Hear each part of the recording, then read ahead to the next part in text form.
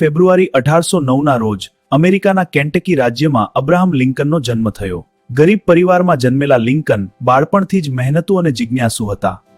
Lincoln પાસે શાળાનું વધુ શિક્ષણ ન હતું, છતાં તેઓ સ્વ અભ્યાસથી જ્ઞાન મેળવતા. રાત્રે અગ્નિની રોશનીમાં પુસ્તક વાંચતા. યુવાનીમાં લિંકને ખેતરમાં અને દુકાનમાં કામ કર્યું. જીવનમાં અનેક મુશ્કેલીઓ આવી, પરંતુ તેમણે ક્યારેય હાર માન્યો નહીં.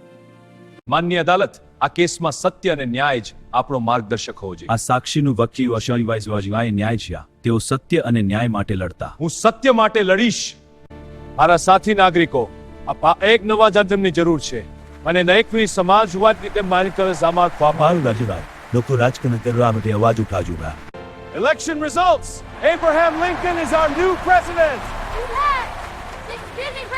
1860માં લિંકન અમેરિકાના 16મા રાષ્ટ્રપતિ તરીકે ચૂંટાયા. તેમના સમયમાં અમેરિકામાં ગૃહયુદ્ધ શરૂ થયું.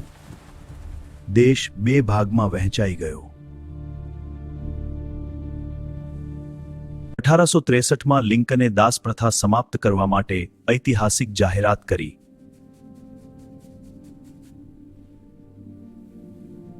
1863માં ગેટિસબર્ગમાં આપેલા મારા ભાષણમાં અને વર્તર ગાજર શરૂ બાદ સમાનતા વ ન્યાય સ્વતંત્રતા જ આપણને એક્યવ રાખશે.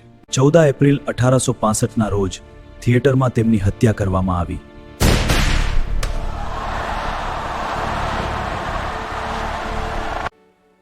અબ્રાહમ લિંકન આજે પણ સમાનતા અને સ્વતંત્રતાના પ્રતીક તરીકે યાદ કરવામાં આવે છે.